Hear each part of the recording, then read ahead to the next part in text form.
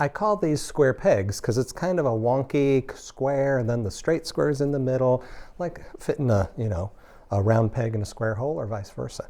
This is a brand new process for me. I just learned this one, and in fact, my brain couldn't wrap my head around it at first. I even had to call my sister Janet, who's the know-it-all, up with the Kettle Country Quilters in Plymouth, Wisconsin. Thank you, Janet. She tried to text me first. I said, I can't understand how to piece this block together. I want you to zoom in on one of these. Let's choose the purple one. Zoom in as far as you can. I also want to point something out. Each one has a little cat face in the middle, and that's because of the collection, the fabric collection that I'm using called Cozy Cats. I think it's Cozy Cats. It's from Benartex Fabrics. We will link that in the description of this video. But each block, now these are small, and I'll explain why in a minute, but each block is made up of 4 half rectangle triangles. You go, what is a half rectangle triangle? We made them once or twice in the past, but I really spent some time with it this time. To make a half rectangle triangle, you take 2 pieces of fabric. Now, these are rectangles, so my rule for a rectangle is the length should be twice the width. Okay, so if you do a 3 by 6, a 4 by 8, a 5 by 10, you get the picture, right? These are 4 by 8s to start. Yes. So I cut one black, which I'm using as a background fabric, in one of my print. So to make the half rectangle triangle, put them face to face, and you can probably see that I have drawn a diagonal line across this one. We're going to show you something strange. We're not going to stitch on either side of this line the way it is right now. We first are going to rotate it. So I'm going to take these points and I'm going to turn them. Here is my point, and here is my diagonal line down to this point. It looks strange and it looks wonky, and it is. But this is the point where you will stitch 1/4 inch on both sides of this. You will slice this in half, and then of course when you open this up, you have the makings of a half rectangle triangle. Now you lose space, you lose a lot of area with this. So I started with 4 by 8 pieces of fabric, but my half rectangle triangles end up finishing out at 3 by 6. So you do lose a lot of space, but you are ending up with 2 pieces instead of the 1. So I'm going to set this aside for a minute and show you what I ended up with. These were the 4 half rectangle triangles. And when I lay these out, I'm going to lay these out. I made these larger first because what I did for the demo here, it was just too small to demonstrate with. So I thought for the demonstration on the camera, we're going to go larger. It's easier for you to see and easier for me to work with. So these are the 4 rectangles, right? Half rectangle triangles. When you lay them out, you realize you have to have a square center. And how do you determine the size of that center? Well, with these carefully laid out just in place, I took a ruler and measured how far across this was. And in this instance, it was 3 inches. So that means a 3-inch square will fit in here. But remember, there's a 1/4 inch seam allowance up here and down here, and same on the sides. So a 3.5 inch piece of fabric is what goes in the middle.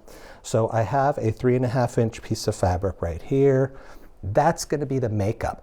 Now, why I had a mental block with this is that we don't have complete rows or complete columns to just stitch together like any half square triangle or any other quilt block. We have this rectangle, and then bam, we hit the wall with another one. We go down here and bam, we hit another wall. So to me, I just couldn't get it. I reached out to Janet and she carefully explained it on the phone, and then the light went off. So what we're going to do, the first thing you do, I'm going to pull a few of these apart. We are going to stitch the center square to this one rectangle, okay? Ignore the rest for now. So we will fold this over, and I want you to line it up along this edge. Now zoom in here as well, because this is important. I put 2 dots on this fabric. I'm going to stitch from here down to here, but I'm going to start 1/4 inch in, and I'm going to finish 1/4 inch before the end. So if we can really see the dots on there, I hope we can. We're going to stitch from dot to dot. Okay, that is the very first step, and it's very important. If you don't do this right, your block's not going to work, all right? So when we stitch that, we end up, I'm going to pull out my other sample, with this when we open it up, okay? Now that's fine. right?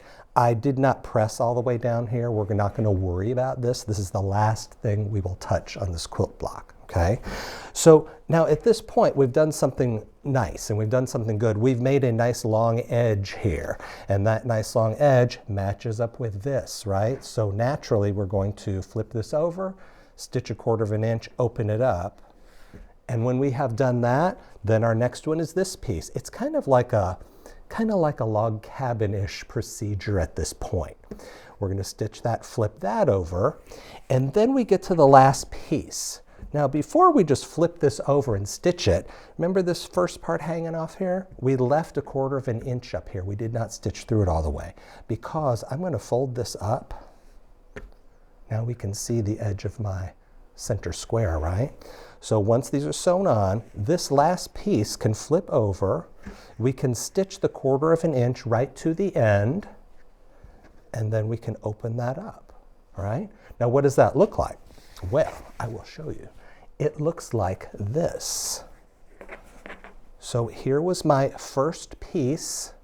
Here is where I flipped it up, and I stitched my last half rectangle triangle. Those 3 words do not go together in my brain. I stitched my last one right here. When I opened it up, I pressed it open. Now I can open this up because look, if I fold this over this way, there is the missing piece right here. I've already stitched this. I just need to stitch right along here, and I've got the quilt block perfectly made. That's how you do it. I've never done this before, honestly. I like it because it gives me more options of things to try in the future.